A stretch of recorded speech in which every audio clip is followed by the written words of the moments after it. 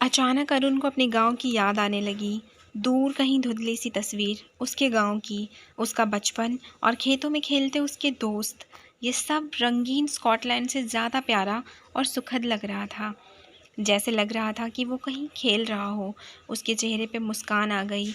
उसे लगा जैसे माँ आवाज़ दे रही हो, अरुण खाना ले जा। साथ में फ़ोन की घंटी भी आवाज़ आ रही थी। अरुण अचानक से जगा और फ़ोन की तरफ दौड़ा। फ़ोन पे दूर से ही पत्नी की तस्वीर दिख रही थी। वो मुस्कुराते हुए फ़ोन उठाया। शायद वीज़ा आ गया हो। अरुण ने जैसे ही जिया को हेलो बोला, जिया बोल उठी, माँ की तबीयत थोड़ी ख़राब चल रही है। चिंता की बात नहीं है, रिपोर्ट आने के बाद सब बताऊंगी। तुम चिंता ना करो। अरुण कुछ कुछ समझ रहा था। उसे अनुमान हो रहा था कि तबीयत ज़्यादा ख़राब है। कुछ पूछता उससे पहले जिया बोल उठी, अभी तो गए हो, आने के बारे में ना सोचो। तुम्हें बता दिया, मेरा वीज़ा भी लगभग आ ही जाएगा।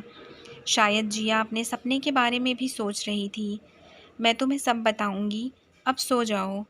उधर काफ़ी रात हो गई होगी। अरुण रात भर बेचैन सा रहा। प्रोजेक्ट की चिंता और माँ की तबीयत, कुछ समझ नहीं आ रहा था। माँ तो माँ होती है, उसके आंचल में संसार होता है। वही तो कहा करता था बचपन में। अब क्यों एक शहर उसके आंचल से बड़ा लगने लगा। अरुण ने निश्चय किया, मेल लिखा और निकल पड़ा। पहला पड़ाव मुंबई थी। जिया काफ़ी आश्चर्यचकित थी देखकर। ऐसा लग रहा था जैसे वो बिल्कुल अभ्यासहीन हो। प्रश्नों की झड़ी लगा दी। अपने सपनों को चकनाचूर होते भी देख रही थी। इंस्टाग्राम के कई पेज रंगीन होने से छूट रहे थे। उसने बोला, सब ठीक है, वापस जाओ। बड़ी मुश्किल से ये मिला था। अगर कुछ देर हुआ तो सब गड़बड़ होगा, कर्जे भी हैं। अरुण खामोश सा सुनता रहा और कहा, मैं अब मिलकर आता हूँ। वो गांव की तरफ निकल पड़ा। चिंता भी थी और खुशी भी।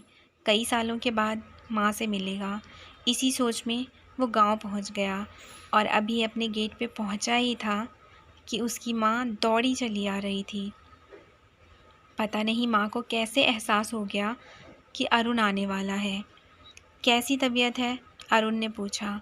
माँ ने कहा, पहले हाथ मुँह धो ले और कुछ खा, मैं बिल्कुल ठीक हूँ। पर आया तो अच्छा ही है। क्यों इतनी दूर काम करता है? इधर ही कुछ कर लेना।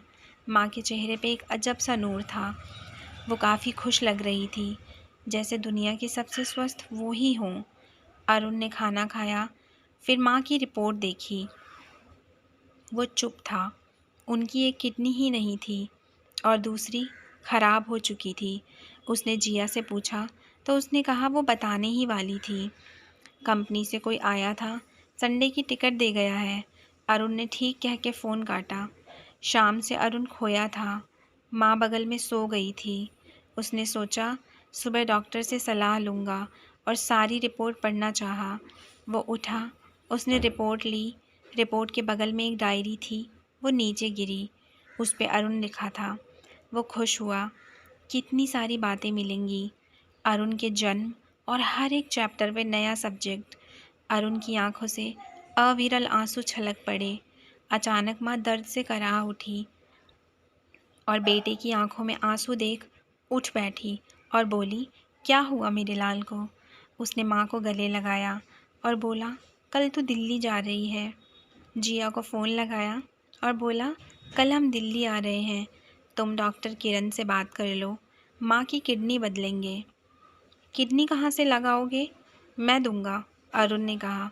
उसकी आवाज़ में एक गज़ब की शांति थी और वह खुश महसूस कर रहा था। माँ बस उसे निहार रही थी। माँ की आंखों में आंसू के सैलाब उमड़ पड़े। माँ ने कहा, ना रे बेटा, इसकी कोई ज़रूरत नहीं।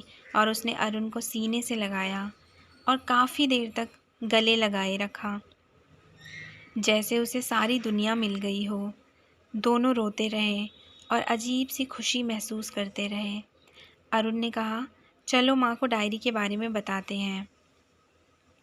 उसने माँ को सीने से अलग किया।